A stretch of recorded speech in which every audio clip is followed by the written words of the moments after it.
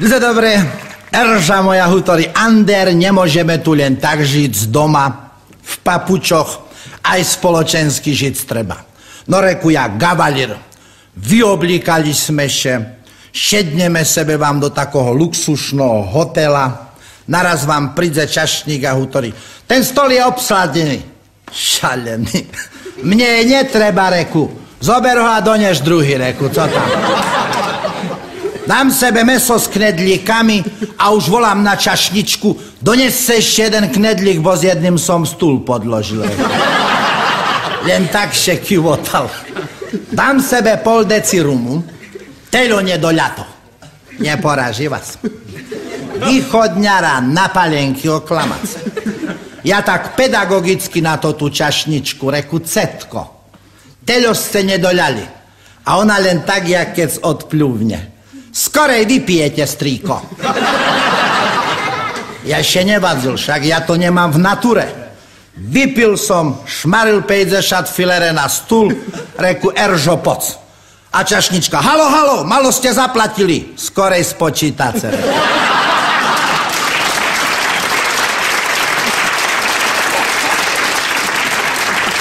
A kalvária ešte len začala.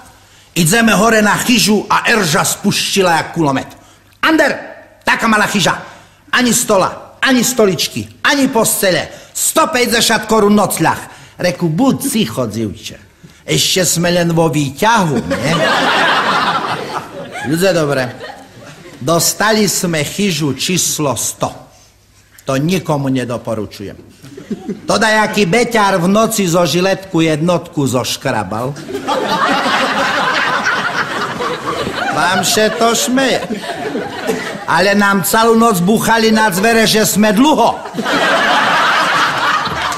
Ľudia, ešte obracím problém. Minule moja Erža, ona je strešne tak kultúrne nadaná. Prídeme do takého luxusného muzea. Ja prišiel taký rozšafarený a naraz sprievočička len ruky zalamala. Vy ste rozbil 500-ročnú vázu. Reku, vy tu robíte cirkus, jak keby nová bola. No. A Erža, typická žena, len to te grovky kúkala.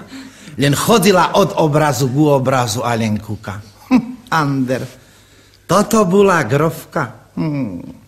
To strašne škaredá žena. A toto jaká škápa. Hýbaj, Ander, tak hnusnú ženu si ešte nevidel. A z preočička hutorí, pani, to neobraz, to zrkadlo.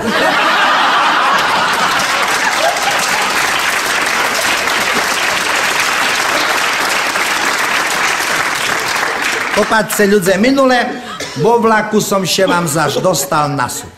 Sudca mi hutorí, Ander, ty taký gavalír ku ženom. Jak to, že si tej žene dal vo vlaku po papuli? Reku, pán sudca, to bolo tak. Prišiel konduktor, pýtal listky, ja som mu dal, naraz mi poví neplatný. 20 roky na ňo chodím, naraz neplatný. Za 200 korun sme še dohodli a to tá pani žala dolu kufer, z kufra menší kufer, z menšieho kufra ešte menší kufer, z toho menšieho tašku, z tej tašky menšiu tašku, z menšej tašky ešte menšiu tašku, stadzi vybrala ridikil, z ridikila malý ridikil, z malého ridikila menší ridikil, z menšieho ridikila peňaženku vracila nazad do malého ridikila, malý ridikil do väčšieho ridikila, väčší ridikil do malej tašky, malú tašku do väčšej tašky. Buďte ticho, bo vám tak ustrelím. Aj mne to dožralo, Minule mám idem na bicykľu tu po Košicoch, po námestí Osloboditeľov, naraz me bezpečnosť haltuje. Strýko, vy nemáte brenčok. Reku ja, gavalír, 20 korun pokuty. Ani blatník nemáte, ďalších 20 korun pokuty. No ja, gavalír, co tam. Ani brzdy nemáte, ďalších 20 korun pokuty. A švetlo netreba. Ďalších 20 korun pokuty. No ja še šmial. Ja som vám na smiech, reku, ja še nešmejem z vás. Ale za mnou ide Piťo a on vôbec nemá bicykel. Nie na placi, reku. A odtedy ľudia sebe hutorím, najlepší chodiť pešo. Turistika, život, ale to nepravda. Neverte tomu. Minule ma idem po jedným valale, tak do Hrunka išlo pred karčmu a išiel taký bačík s takým vychudnutým koníkom, cahal vús, no nebyroval, raz nebyroval. No ja gavalír, skočil, ciskam a on mi hovorí, dzekujem im bar šumne, bo s jedným koňom by som nevyšol.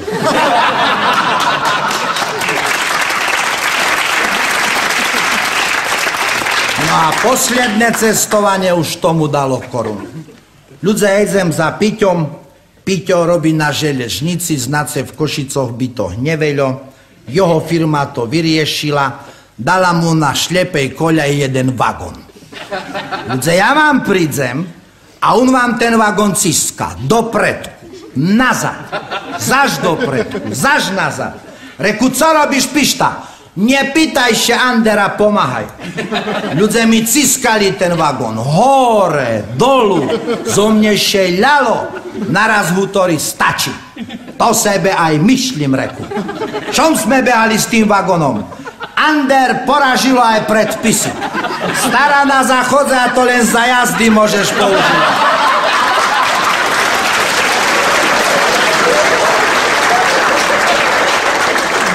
Ľudia, dobre. A takú otvorenú, srdečnú výchovu ja mal od mala. Ja keď sa narodzil, otca našli o 3 týždne, aj tomu dachto na kravatľu vstúpil.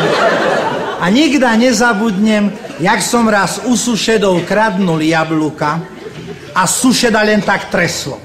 Zaškladneš jablúka! Zaškladneš jablúka! Povím ti otcovi! Reku, kľudne, u ne na vedľajšej jabloni, reku.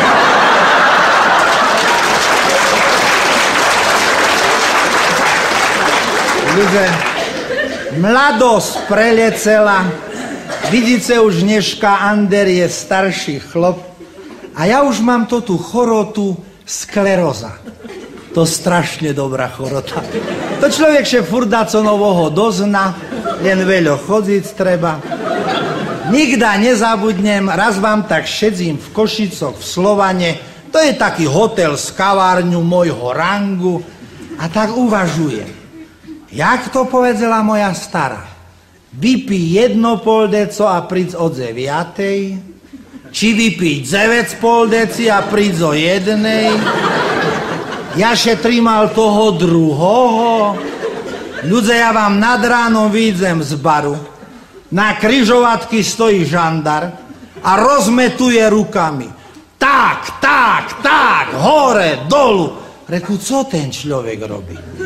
Ani motora, ani električky, ani chodca, len my dvojo. Chlopecovi robíce. Ander, nadrábam voľnú sobotu.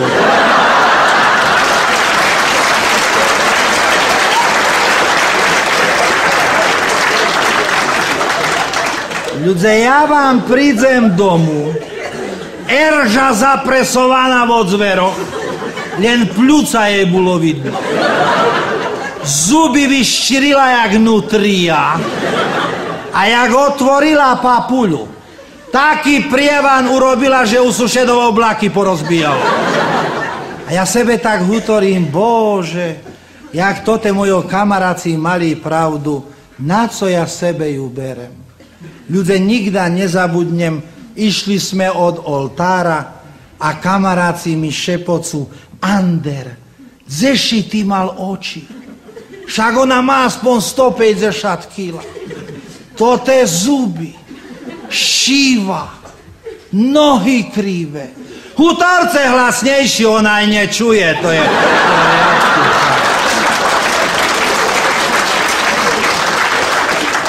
Ľudia, ale vžali sme še, narodzil še nám perší syn a tomu papuľa tak chodí, jak jej.